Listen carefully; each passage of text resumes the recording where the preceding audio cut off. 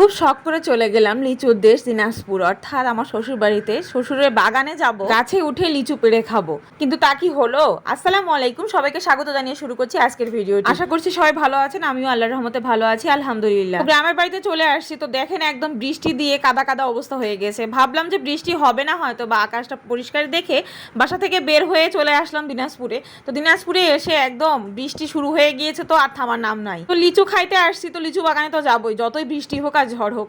তো বের হয়ে গেছিলাম শ্বশুর বাসা থেকে। বের হয়ে আমাদের লিচু বাগানটা অনেক দূরে, ওই যে দেখতে পাচ্ছেন যে গাছগুলো, সেই গাছগুলোরও কিন্তু পিছনে আমাদের লিচু বাগানটা। বৃষ্টি হচ্ছে তারপরেও মাঠের কাজ করতে কিন্তু কেউ বসে নেই। দেখুন ধান কাটছে একদিকে, একদিকে হয়তো বা আগাছা পরিষ্কার করছে। আমাদের পাড়া থেকে একটু দূরেই কিন্তু সবগুলো আবাদি জমি। তো এখানে আমাদের বাগানটা, এই যে বাগানের কাছাকাছি চলে আসছি, এই যে আমাদের বাগান এটা। তো আপনাদেরকে আমি দেখিয়ে দিব আমাদের বাগানের এরিয়াটা কতটুকু।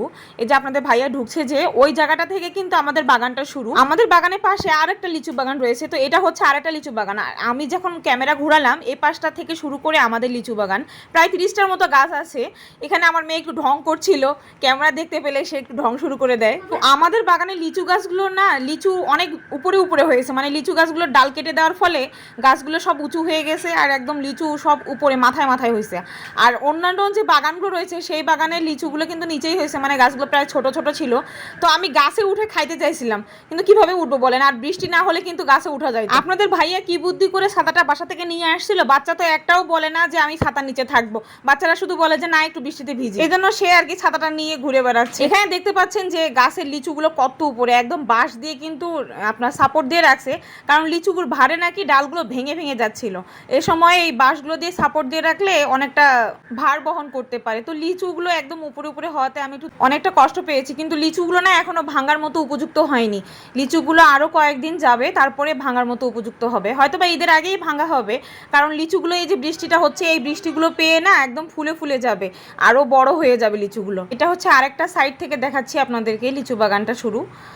আর এই যে এখানে দেখতে পাচ্ছেন এক সারিতে 5টা করে গাছ, এরকম 6টা সারি রয়েছে, 6টাতে আর কি 30টা গাছ। এটা হচ্ছে পাশের বাগানের লিচু। তো এইগুলো লিচু নিচে নিচে ছিল, তো এই জন্য আর কি ভিডিওটাতে আমি কাছে করে দেখাতে পারছি আপনাদেরকে। তো এই লিচুগুলো কিন্তু এখনো বড় হয়নি, আমাদের লিচুগুলো অনেকটাই বড় হয়েছে। আর একটা জাত ছিল বম্বে লিচু। তো এখানে কিন্তু সবাই গাছের থেকেই লিচু খাওয়া শুরু করে দিয়েছি আমরা। তো আরেকটু যদি আমরা হাতে পাইতাম তাহলে একটু সুবিধাই হতো। আর গাছে উঠতে চাইছিলাম, যেহেতু বৃষ্টি বৃষ্টি না হলে গাছটা পিছলা থাকতো না, আর গাছে ওঠা যেত মোটামুটি। এখানে পাশে বিভিন্ন ক্ষেতে বিভিন্ন ধরনের সবজি চাষ করা হয়, এই যে এখানে দেখতে পাচ্ছেন আপনারা বিভিন্ন ধরনের সবজি। এই আমরা চলে যাব এই মুহূর্তে, আর একটু পিছন থেকে ভিডিওটা করে নিলাম যে ভিউ পুরোটা দেখা যাক। তো বৃষ্টির মধ্যেই এই যে যাইতে যাইতেও কিন্তু আমার মেয়ে যে লিচু নিয়ে খাইতে খাইতে যাচ্ছে একদম। তো আজ এ পর্যন্তই, সবাই ভালো থাকবেন, আল্লাহ হাফেজ।